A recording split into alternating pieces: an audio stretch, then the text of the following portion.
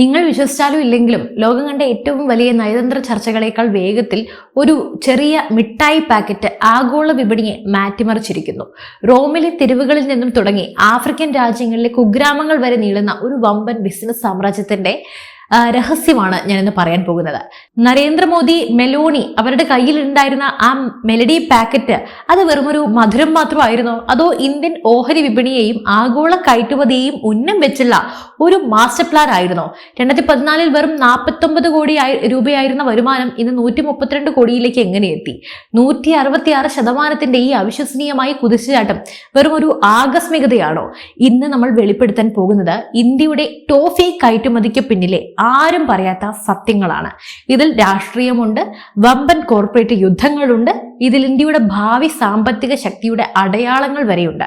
Video അവസാനിക്കുന്നത് വരെ ഒപ്പം ഉണ്ടാകണം. കാരണം അവസാനത്തെ ആ ഒരു രഹസ്യം അത് നമ്മൾ ചർച്ച ചെയ്തത് നമ്മളെ ആ ഒരു ഡാറ്റ നിങ്ങൾ തീർച്ചയായും ഞെട്ടിക്കും. സംഭവം നടന്നത് റോമിലാണ്. ഇറ്റാലിയൻ പ്രധാനമന്ത്രി ജോർജിയ മെലോണി തന്റെ സോഷ്യൽ മീഡിയയിൽ ഒരു വീഡിയോ പങ്കുവെക്കുന്നു. അടിക്കുറിപ്പ് ലളിതമായിരുന്നു: സമ്മാനത്തിന് നന്ദി. വീഡിയോയിൽ മെലോണി പറയുന്നത് കേൾക്കാം: പ്രധാനമന്ത്രി മോദി സമ്മാനമായി കൊണ്ടുവന്നത് വളരെ വളരെ നല്ല ഒരു മുട്ടായിയാണ്. അതിന് മോദി നൽകിയ മറുപടി കേവലം ഒരൊറ്റ വാക്ക് മാത്രം: മെലഡി. സോഷ്യൽ മീഡിയയിൽ മെലഡി എന്ന ഹാഷ്ടാഗ് തരംഗമായി. ലക്ഷക്കണക്കിന് ആളുകൾ അത് ഷെയർ ചെയ്തു. പക്ഷെ ഇവിടെയാണ് കളി മാറുന്നത്. ഈ വീഡിയോ കണ്ട നിക്ഷേപകർ കൂട്ടത്തോടെ ഓഹരി വിപണിയിലേക്ക് പാഞ്ഞു. മെലഡി നിർമ്മിക്കുന്ന പാർലെ കമ്പനിയുടെ ഓഹരികൾ വാങ്ങാനായി അവർ തിരക്ക് കൂട്ടി. പാർലെ ഇൻഡസ്ട്രീസ് എന്ന കമ്പനിയുടെ ഓഹരി വില കുതിച്ചുയർന്നു. പക്ഷേ രസകരമായ മറ്റൊരു കാര്യം പറയട്ടെ, അതെന്താണെന്ന് അറിയാമോ? മെലഡി നിർമ്മിക്കുന്നത് പാർലെ പ്രൊഡക്ട്സ് ആണ്. അവർ സ്റ്റോക്ക് മാർക്കറ്റിൽ ലിസ്റ്റ് ചെയ്തിട്ടുമില്ല. അപ്പോ ആളുകൾ വാങ്ങിക്കൂട്ടിയ ഓഹരികൾ ആരുടേതായിരുന്നു? വെറും ഒരു പേരിന്റെ സാമ്യം കൊണ്ട് കോടികളാണ് മറിഞ്ഞത്. ഇതൊരു സിമ്പിൾ വൈറൽ വീഡിയോ അല്ല, മറിച്ച് ഒരു ബ്രാൻഡിന് വിപണിയെ എത്രത്തോളം സ്വാധീനിക്കാൻ സാധിക്കും എന്നതിന്റെ ഉത്തമ ഉദാഹരണമാണ്. ഇനി നമുക്ക് ഇതിന്റെ പോസിറ്റീവ് വശം നോക്കാം. നമ്മുടെ ഭാരതത്തിന്റെ ആത്മവിശ്വാസം ഇന്ന് ആകാശത്തോളമാണ്. കേന്ദ്ര വാണിജ്യ മന്ത്രി പീയൂഷ് ഗോയൽ പുറത്തുവിട്ട കണക്കുകൾ ഏതൊരു ഇന്ത്യക്കാരനെയും അഭിമാനം കൊള്ളിക്കുന്നതാണ്. 2013-14 കാലഘട്ടത്തിൽ വെറും 50 രാജ്യങ്ങളിലേക്ക് മാത്രം മിഠായികൾ നൽകിയിരുന്ന ഇന്ത്യ ഇന്ന് 74 രാജ്യങ്ങളിലേക്ക് മിഠായികൾ എത്തിക്കുന്നുണ്ട്. ഇതൊരു ചെറിയ കാര്യമല്ല. ഇന്ത്യയുടെ ടോഫി സ്റ്റോറി ഇന്ന് ലോകത്തിന് മുന്നിൽ ഒരു കേസ് സ്റ്റഡിയാണ്. 166% വളർച്ചയാണ് ഉണ്ടായത്. നമ്മുടെ നാട്ടിലെ ഓരോ ചെറിയ മിഠായി നിർമ്മാണ യൂണിറ്റുകളും ഇന്ന് ആഗോള നിലവാരത്തിലേക്ക് ഉയർന്നിട്ടുണ്ട്. ഗൾഫ് രാജ്യങ്ങളും യൂറോപ്പും ഇന്ന് ഇന്ത്യൻ മിഠായികൾക്കായി, ടോഫിക്കായി കൈനീട്ടുന്നു. സൗദി അറേബ്യയും UAEയും ഇന്ന് നമ്മുടെ ഏറ്റവും വലിയ വിപണികളാണ്. മോദി സർക്കാർ നടപ്പിലാക്കിയ നയതന്ത്ര ബന്ധങ്ങൾ എങ്ങനെയാണ് താഴെത്തട്ടിലുള്ള ബിസിനസ്സുകളെ വരെ സഹായിക്കുന്നത് എന്നതിന്റെ ഏറ്റവും വലിയ തെളിവാണത്. പക്ഷേ ഈ ആഘോഷങ്ങൾക്കിടയിൽ നമ്മൾ ചില നിർണായകമായ ചോദ്യങ്ങൾ കൂടി ചോദിക്കേണ്ടതുണ്ട്. 166% വളർച്ച എന്ന് കേൾക്കുമ്പോൾ വലിയ കാര്യമായിട്ടൊക്കെ തോന്നും. എന്നാൽ ഡോളർ മൂല്യത്തിൽ നോക്കുമ്പോൾ ഈ വളർച്ച വെറും 64% മാത്രമാണ്. ബാക്കിയുള്ള വളർച്ച രൂപയുടെ മൂല്യത്തകർച്ച കൊണ്ട് സംഭവിച്ചതല്ലേ? അപ്പോ മറ്റൊരു പ്രധാനപ്പെട്ട കാര്യം കൂടി പറയാം. ഇറ്റലിയുമായുള്ള നമ്മുടെ ബന്ധമാണ് ഇതിലെ നിർണായകമായിട്ടുള്ളത്. മെലഡി കഴിക്കുന്നു എന്ന് പറയുമ്പോഴും കണക്കുകൾ പറയുന്നത് മറ്റൊന്നാണ്. 2023-ൽ 23.47 കോടി രൂപയായിരുന്ന ഇറ്റലിയിലേക്കുള്ള കയറ്റുമതി 2026-ലേക്ക് എത്തുമ്പോൾ 5.48 കോടി കുറഞ്ഞു. സൗഹൃദം കൂടുന്നുണ്ട്, പക്ഷെ ബിസിനസ് കുറഞ്ഞു. എന്തുകൊണ്ട്? വെറും ഒരു PR സ്റ്റാൻഡിനപ്പുറം ഗ്രൗണ്ട് ലെവലിൽ നമ്മുടെ ഉൽപ്പന്നങ്ങൾക്ക് യൂറോപ്യൻ വിപണിയിൽ പിടിച്ചു നിൽക്കാൻ കഴിയുന്നില്ലേ എന്ന ചോദ്യമുണ്ട്.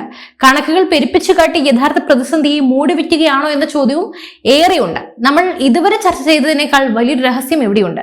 നിങ്ങൾ എപ്പോഴെങ്കിലും ചിന്തിച്ചിട്ടുണ്ടോ ഇന്ത്യയുടെ ടോഫി ബിസിനസിന്റെ പകുതിയിലധികവും നിയന്ത്രിക്കുന്നത് ഏതൊക്കെ രാജ്യങ്ങളാണെന്ന്? അത് അമേരിക്കയോ ലണ്ടനോ ഒന്നുമല്ല, ക്യാമറൂണും ഗാംബിയയുമാണ്. ഇന്ത്യയുടെ ആകെ കയറ്റുമതിയുടെ 50% ഈ 2 രാജ്യങ്ങളിലേക്കാണ്.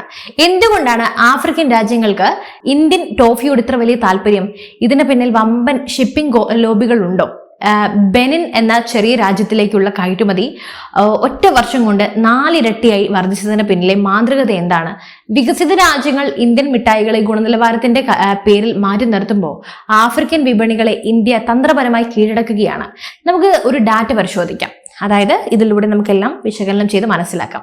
2014 49.7 കോടി രൂപയിൽ നിന്ന് 2026 എത്തുമ്പോൾ 132 കോടിയായി മാറി.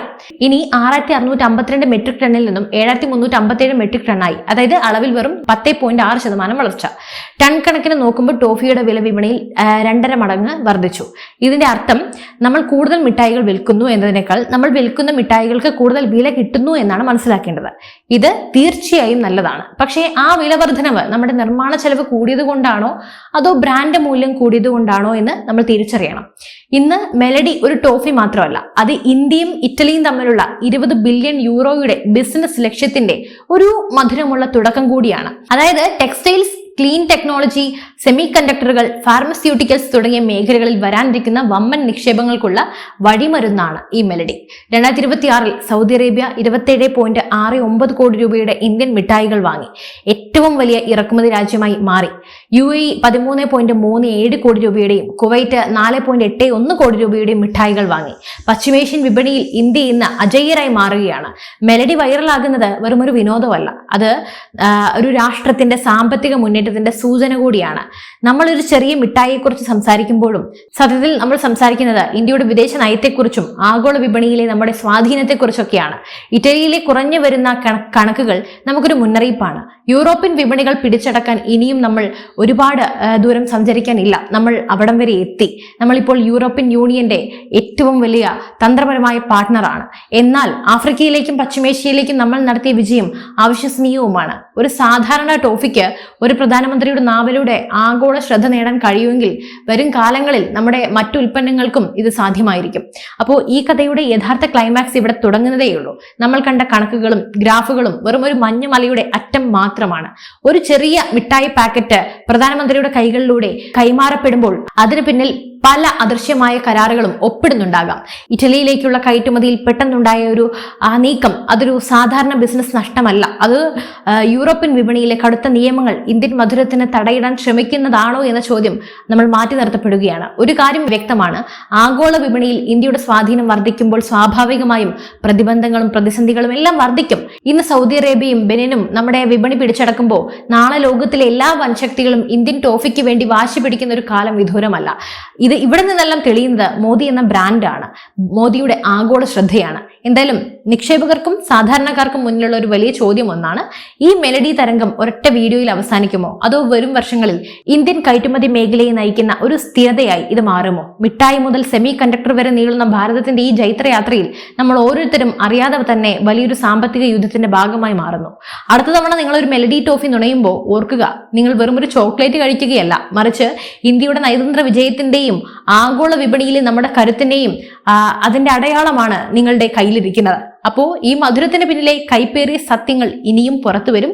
ഈ മധുരത്തിന് പിന്നിലെ സത്യങ്ങളും ഇനിയും പുറത്തു വരാത്ത രഹസ്യങ്ങളും നമ്മൾ ഇനിയും അറിയും. ഏതായാലും ഈ വിഷയത്തിൽ നിങ്ങളുടെ അഭിപ്രായം എന്താണ്? തീർച്ചയായും കമന്റ് ചെയ്യൂ. മറ്റൊരു വിഷയമായി വീണ്ടും കാണും വരെ നന്ദി.